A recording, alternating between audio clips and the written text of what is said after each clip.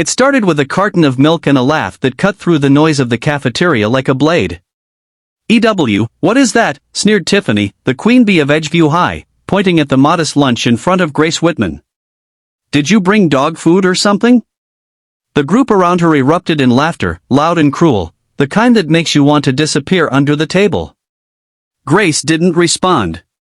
She just looked down at the container of rice, eggs, and vegetables her dad had made that morning before heading to his second job. She poked at it silently, her face red but expression calm. The silence only made them laugh harder. Tiffany leaned in. "What? You don't speak English, or are you just too weird to say anything?" Grace slowly looked up. Her brown eyes met Tiffany's with a stillness that made the girl falter just for a second. Grace didn't blink. She didn't cry. She didn't storm out. She simply picked up her spoon, took a bite, and turned away. What no one at Edgeview High knew, what no one could have guessed, was that Grace had spent the last 5 years of her life living on military bases in 6 different countries. Her late mother had been Delta Force, one of the elite few, and when she died in combat during a classified mission, Grace's father, a former Army Ranger himself, had taken her under his wing and trained her in everything his wife had passed down. Tactical discipline. Mental resilience. Situational awareness. Emotional control. So Grace wasn't weird. She was trained. But after losing her mother, she'd shut down socially. She barely spoke in school. She kept her head low. Most kids assume she was just painfully shy. But there's a difference between shy and focused. That day in the cafeteria, Grace let the laughter roll off her like rain. She knew the game. And she knew how to win it without throwing a single punch. But the bullying didn't stop. It got worse. Over the next few weeks, Tiffany and her posse. Jordan, the basketball star with a mean streak, and Cassie, the cheerleader who laughed the loudest, made it their mission to humiliate Grace. They'd knock her books out of her arms. Trip her in the hallway. Sneak cruel notes into her locker. They even filmed her eating her weird lunch and posted it on social media with the caption, "Alien girl eats brains for lunch?" It went viral. Grace saw it. The whole school did. And still, she said nothing. But every insult, every prank, every whisper, Grace logged it.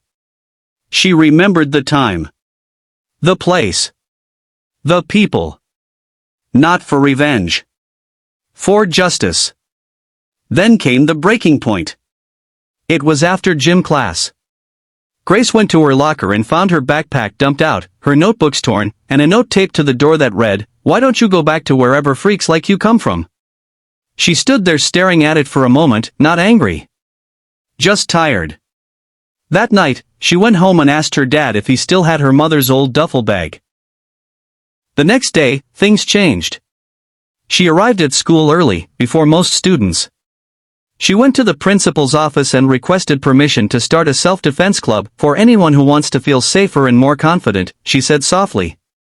Principal Myers looked surprised. "You think people will come?" Grace simply nodded. By the end of the first week, 2 girls showed up. By the second week, 10. One of them had been bullied by the same group. By the third week, there were 20. The club trained after school in the gym.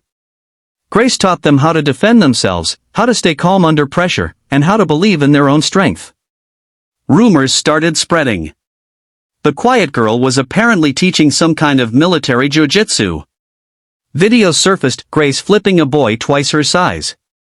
Grace disarming someone pretending to attack her with a fake weapon. Grace standing like a statue while 3 girls rushed at her, and calmly redirecting each of them to the mat. People started looking at her differently. One afternoon, Jordan tried to mock the club during practice. He barged into the gym and laughed, "You really think this stuff works in real life?" Grace didn't flinch. "Try me," she said simply. He laughed until he was flat on his back 30 seconds later, his arm pinned and face red. Tiffany didn't show up the next day. Or the next. Cassie deleted the viral video. The bullying stopped. Grace hadn't hurt anyone, at least not really. She just showed them who she was. Months later, Grace was voted Student of the Year not for popularity, but for courage. Her club became one of the most attended in school history.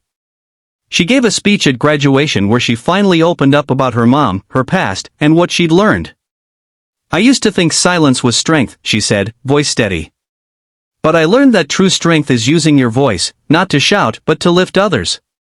Not to fight but to lead." The crowd gave her a standing ovation. Grace Whitman had been underestimated, mocked, and pushed down, but she didn't rise through anger. She rose through grace. Through patience. Through skill. And through heart. And the message she left behind echoed far beyond the walls of Edgeview High.